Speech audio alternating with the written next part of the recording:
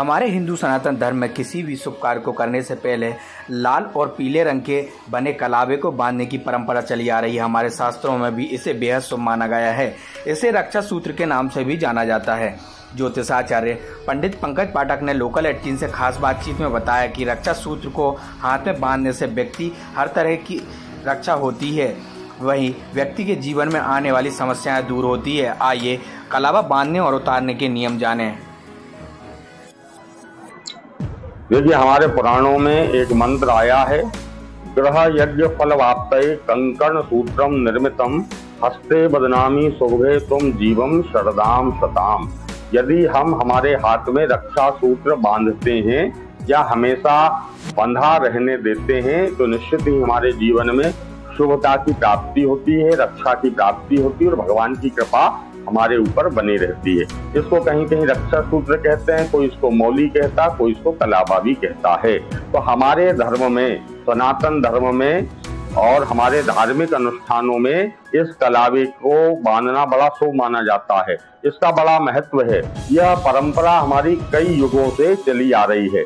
देवी लक्ष्मी ने अपने पति भगवान नारायण की रक्षा के लिए राजा बलि को पाताल लोक में जाकर के रक्षा सूत्र बांधा था।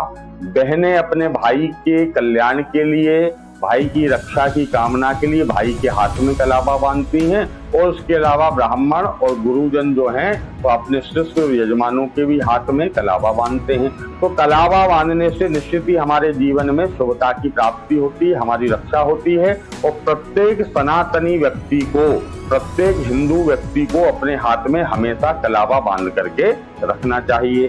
तो इसके अलावा वैज्ञानिक तथ्य भी कई एक दो जगह हमको पढ़ने में आया है कि यदि हम हाथ में कलावा बांध के रखते हैं तो नसों की क्रियाएं जो हैं वह क्रियाएं नियंत्रित होती हैं, रक्त का प्रभाव भी नियंत्रित होता है, जिसके कारण डायबिटीज हुई, लकवा हुआ, ब्लड प्रेशर जैसी बीमारियां भी हमारे शरीर में नियंत्रित रहती हैं। और यह रक्षा सूत्र वैज्ञानिक दृष्टि से भी बांधना हमारे स्वास्थ्य के लिए भी हितकारी होता है। तो इस रक्षा सूत्र बांधने का क्या नियम है? जब हम कभी किसी पूजन में, यज्ञ में सम्मिलित होते हैं तो हमको रक्षा सूत्र बांधना या बंधवाना चाहिए।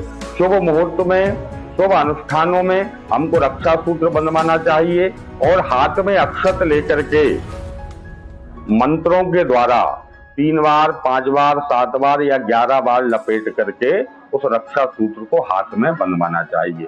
2-3 मंत्र हैं, जो प्रमुख मंत्र हैं वो मंत्र हम आपको बताते हैं, जिन मंत्रों के द्वारा रक्षा सूत्र बांधना या बंधवाना चाहिए।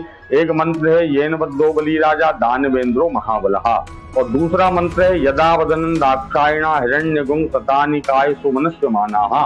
ये 2 मंत्र हमारे पुराणों में, वेदों में बताए गए हैं। इन मंत्रों के द्वारा रक्षा सूत्र बंधवाना चाहिए।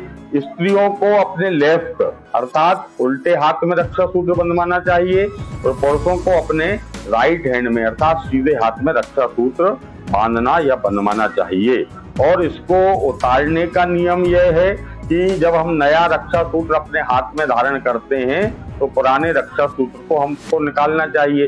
जब हम यह पुराना रक्षा सूत्र निकालते हैं तो उसको यत्र तत्र इधर उधर हमको नहीं फेंकना चाहिए। ऐसा फेंकने से अशुभ हो जाता है हमारे जीवन में। इसलिए उस रक्षा सूत्र को उतार करके विधिवत ढंग से हमको किसी वृक्ष के नीचे विसर्जन करना चाहिए, किसी बहते हुए जल में विसर्जन करना चाहिए, किसी नदी या तालाब के जल में विसर्जन करना चाहिए। यदि हमारे आसपास कोई नदी नहीं है या कोई तालाब नहीं है जहां हम रक्षा सूत्र को विसर्जन करें तो किसी साफ शुद्ध भूमि में जमीन के अंदर कम से कम 1 बीता गड्ढा करके उस रक्षा सूत्र को जमीन के अंदर हमको स्थापित कर देना चाहिए। हमको यत्र तत्र इधर उधर उस अभिमंत्रित किए हुए रक्षा सूत्र को फेंकना नहीं चाहिए।